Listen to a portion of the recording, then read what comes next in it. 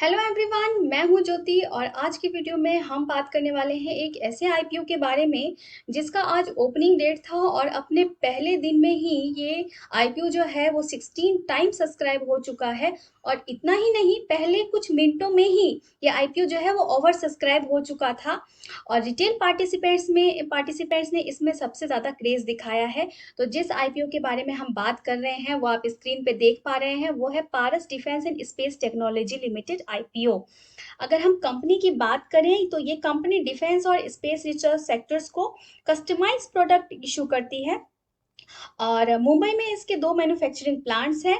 2009 में ये company incorporate हुई थी। और इसके अगर क्लाइंट्स की बात करें तो इसके क्लाइंट्स हैं ISRO, DRDO, Bharat electronics, TCS, Kirloskar, भारतीय डायनेमिक्स जैसे इनके बड़े बड़े क्लाइंट्स हैं, जो काफ़ी पॉजिटिव पॉइंट हैं। अगर आप चित्तौड़गढ़ वेबसाइट के यहाँ से आप देखें इस कंपनी के डिटेल्स, तो यहाँ से भी आप देख सकते हैं कि डिजाइनिंग, डेवलपिंग, मैन्युफैक्चरिंग, टेस्टिंग और स्पेस और डिफेंस से रिलेटेड जो भी प्रोडक्ट्स हैं वो कंपनी जो है उसमें रिलेट करती है और मैन्युफैक्चरिंग करती है, सप्लाई करती है। अगर आपको और डिटेल्स देखनी है तो यहाँ इसका वेबसाइट आप देख रहे हैं, यहाँ पे आपको सभी डिटेल्स यहाँ से दिख जाएंगी। तो ज़्यादा डिटेल में जाने की ज़रूरत नहीं है, हमें सिर्फ ये देखना है कि कंपनी परफॉर्म कैसा कर रही है, क्या हमें इसके लिए अप्लाई करना चाहिए या नहीं। तो ऑफ कोर्स जैसा कि हमने देखा कि फर्स्ट डे में ही 16 टाइम सब्सक्राइब हो चुकी है, तो without any second thought apply तो करना ही चाहिए लिस्टिंग गेन के लिए। और लॉन्ग टर्म के लिए भी कंपनी ठीक ठाक है, हम इसमें रह सकते हैं, लेकिन लिस्टिंग गेन के लिए तो ज़रूर अप्लाई करना चाहिए। अगर हम इस कंपनी के बारे में बात करें तो कंपनी में इतना क्रेज क्यों देखने को मिल रहा है, तो इसका रीज़न है कि कंपनी जो है वो स्मॉल साइज़ की है और दूसरा इसका ग्रे मार्केट प्रीमियम। इसका ग्रे मार्केट प्रीमियम अगर मैं आपको दिखाऊं तो 190 का है, 190 पे चल रहा है। 120% का अपसाइड देखने को मिल रहा है। तो ये कुछ जो पॉइंट्स हैं जिसकी वजह से जो है इसमें इतना जो पार्टिसिपेंट्स हैं या जो रिटेल पार्टिसिपेंट का सबसे ज़्यादा क्रेज इसमें देखने को मिल रहा है। कंपनी आईपीओ इतना अच्छा रिस्पॉन्स आईपीओ को मिल रहा है। दूसरा है कि काफ़ी यूनिक बिजनेस है।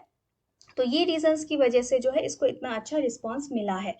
अगर हम इसके बारे में बात करें कि कंपनी जो है आईपीओ क्यों ला रही है, तो कंपनी का जो ऑब्जेक्टिव है आईपीओ लाने का, तो कैपिटल एक्सपेंडिचर के लिए, कैपेक्स के लिए कंपनी को पैसा चाहिए, कुछ बोरोइंग्स और लोन्स पेमेंट करने के लिए कंपनी का, कुछ जनरल कॉर्पोरेट पर्पसेस के लिए कंपनी को पैसा चाहिए, इसलिए कंपनी जो है वो आईपीओ ला रही है। अब इसी तरीके की एक और कंपनी आई थी कुछ साल पहले, MTAR। अगर हम उसको देखें तो वहां पे भी आप देखोगे, यहाँ पे देखिए जो कंपनी का जो लिस्टिंग गेन जो हुआ था उससे आज जो कंपनी कर रही है उसमें हम देखते हैं कि ऑलमोस्ट जो है अभी डबल पे कंपनी जो है वो परफॉर्म कर रही है। तो अगर इससे हम अंदाजा लगाएं तो पारस डिफेंस जैसी कंपनियां जो हैं वो आगे अच्छा परफॉर्म करेंगी। कंपटीशन नहीं है इस तरह की कंपनी में, तो इसलिए हम इसमें पॉजिटिविटी देख सकते हैं।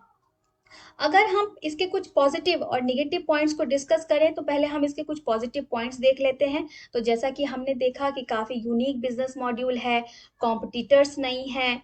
और इसी तरीके का हमने जो अभी देखा था MTAR का बिजनेस, सेम टाइप का बिजनेस मॉड्यूल कंपनी है, उसकी हमने काफ़ी अच्छी परफॉर्मेंस हम अभी देख रहे हैं जब ये कंपनी लिस्ट हुई थी तब से अब तक।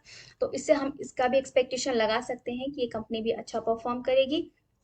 और एक जो सबसे बड़ा पॉजिटिव पॉइंट है वो है एंकर एलोकेशन। एंकर एलोकेशन से जो कंपनी है वो ऑलरेडी 51.23 करोड़ रुपीज जो है वो रेज कर चुकी है। तो ये एक पॉजिटिव पॉइंट है, मतलब बड़े बड़े पार्टिसिपेंट्स जो हैं इसमें इंटरेस्ट दिखा रहे हैं। अब हम कुछ इसके नेगेटिव पॉइंट्स को भी देख लेते हैं। तो इसका जो पहला नेगेटिव पॉइंट है वो आप ये देखिए, यहाँ से ये इसका नेगेटिव पॉइंट आप देख रहे हैं कि कंपनी का जो फाइनेंशियल्स है वो स्ट्रांग नहीं है। कंपनी में जो है वो ग्रोथ देखने को नहीं मिल रहा है, फाइनेंशियल्स इतने अट्रैक्टिव नहीं है। अगर आप 19 में देखेंगे तो 19 से 20 में अगर आप कंपेयर करेंगे तो सिर्फ 10% का आपको ग्रोथ दिखेगा, प्रॉफिट दिखेगा।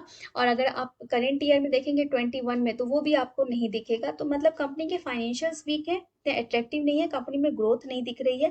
तो ये एक नेगेटिव पॉइंट है।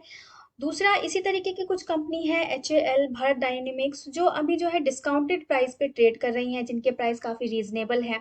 तो वो भी इसके लिए एक निगेटिव पॉइंट बन सकता है।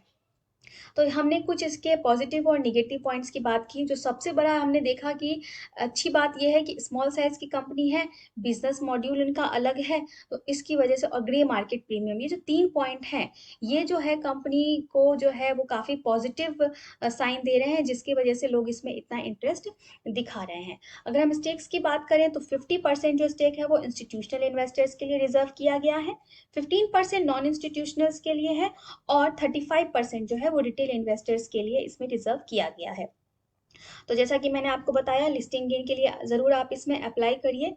और ग्रे मार्केट प्रीमियम भी मैंने आपको दिखा दिया है, 190 पे अभी ग्रे मार्केट प्रीमियम चल रहा है। अब हम बात कर लेते हैं इसके कुछ डेट्स की, कुछ डिटेल्स की। तो आज इसका ओपनिंग डेट था, 23 को ये क्लोज हो जाएगा। प्राइस बैंड की बात करें तो 165 से 175 का इसका प्राइस बैंड है। तो जब आप अप्लाई करेंगे तो 175 इसके कट ऑफ प्राइस पे अप्लाई करें।